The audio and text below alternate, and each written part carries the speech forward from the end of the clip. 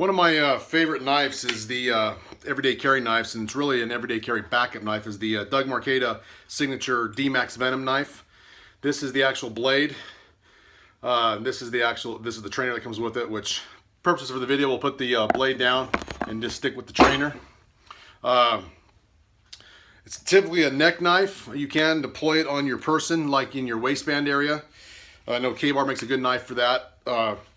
Simply, you put it in, install in the sheath. You can put it left or right-handed, however you want it. Typically, it's one underneath your garment. It could be underneath, outside of a garment with the overshirt on as well. Typically, it'd be like this. If you got a guy, boom, back up, you know, and then maybe he pulls a knife, the guy's up in your face, not looking too friendly, and you need quick access to a knife, you simply reach up one hand, your left hand, under your garment, pull the knife and deploy it out. Now you're ready to go. What I like about the Karambits in general, and what I like about this versus the regular Karambit, this is a trainer Karambit, a standard Karambit, it's got more of a straight edge, as you can see. This one's more curved, which is great for cutting and slashing. It does its job.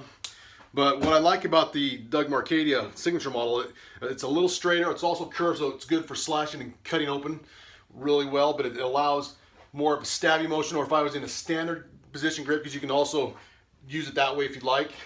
It's great for slashing and stabbing and from the saber or standard grip versus the what we call the ice pick or the you know, vertical grip, the ice pick grip. Typically hear it called the like from the movies.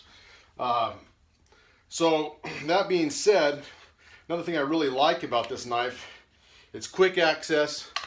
Got a guy's in front of you, he's pulled a knife, pull this out. It's straight, so you can simply poke or peck at the face, as they like to call it, or poke. It's quick like that. I can also hit with a D-ring. You have impact usage there. If I don't want to cut them, I just want to pop them like that with the D-ring. If I need to slash, I can. Guy pulls a knife, cut, that kind of thing.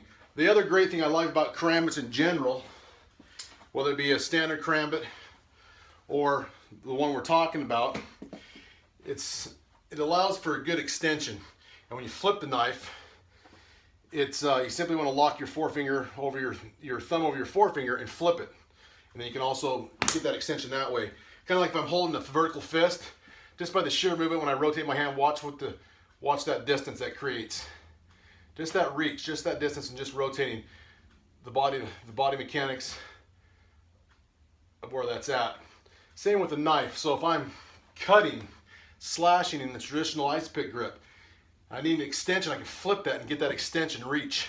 So I might be here and I need to flip that eye, or if I need to flip it out and come back in a slashing motion like this, because I could be here but I need an extension so I can bring it out, right?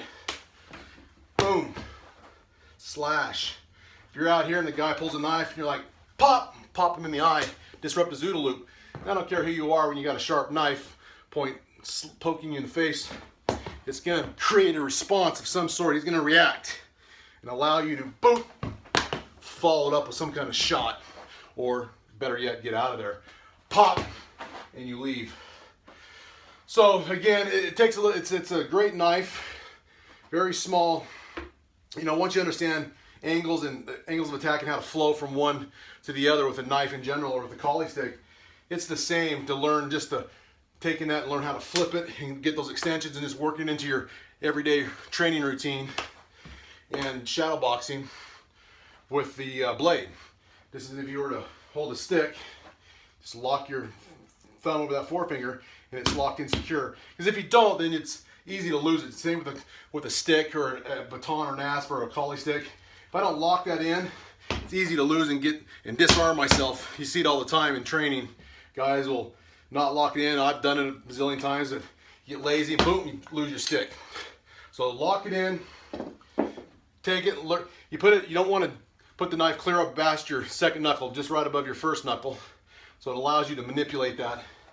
It also gives you the jimp end right there, so you can, I think that's I can't remember what they call the butt end of the knife or the jimp. I'm not sure what the jimp, maybe this. But it allows you to have that, manipulate that. I don't know if I would necessarily stab like this, but I definitely could poke to the face with it, you know. But what I like about it is just that extension. Whop, boom. You know, like it allows me to get that disrupt that oop. Hey, I don't have any problems. Boom, boom. You know, whatever the case may be. You know, if he has a knife in this hand, reach out, slash. You know, I may poke him and then slash the arm and then follow it up and then get out of there. So a great knife, I really recommend it. Great everyday backup carry knife to your everyday carry knife in your pocket. So we all, guys, women, we all tend to carry one of those in our pocket, in our purse, or on our body somewhere. It's great placement. A lot of times I'll carry one in my pocket, a neck knife, and I'll also carry another one on my hip on the left side. You get guys in law enforcement, firearm retention. You get a guy and he's reaching for your firearm, and you're trying to deal with that to keep him from getting access to your firearm. Carrying another knife over here, and I know K-Bar makes one, but this would also make a great knife. Simply reach out and slash the face, slash the arm to disrupt his attempt to grab your firearm as you're struggling in. As you can imagine, your hands are on this position. Simply reach over here, boom, and then hopefully disrupt his attack to try to get your firearm. That's a big concern when you're carrying a firearm, whether you're a civilian, military, or law enforcement carrying it. And that's typically the side you carry it on is your strong side. And a lot of times you want to keep that position back, away from a perpetrator or a guy you're dealing with. So if you need to engage, you know, it's away from him. Versus a blade, typically you put the strong side forward. And I know, or in Bruce Lee's JKD, the Jeet Kune Do, we put our strong side forward as well. So just know that when you have a firearm, just good to train the different positions. Thinking about the blade, a secondary weapon. And it could be just an impact weapon in your pocket. A wooden dowel, boom, boom, something to disrupt that attack if he's trying to grab your firearm.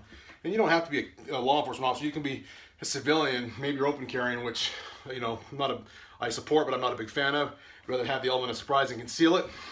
But maybe this person's going for your firearm, whatever their case may be. Maybe you're on the ground grappling, same thing, we're laying on the ground vertical, on the ground. Doesn't matter, he's reaching for my gun, I can reach up, start stabbing, pecking his face, that kind of thing. So great knife for that. Great product, multiple uses, and check it out, man. You can find them on the Marcaida website. You can also find them at ultimateknives.com. Really great knife, and I highly recommend it.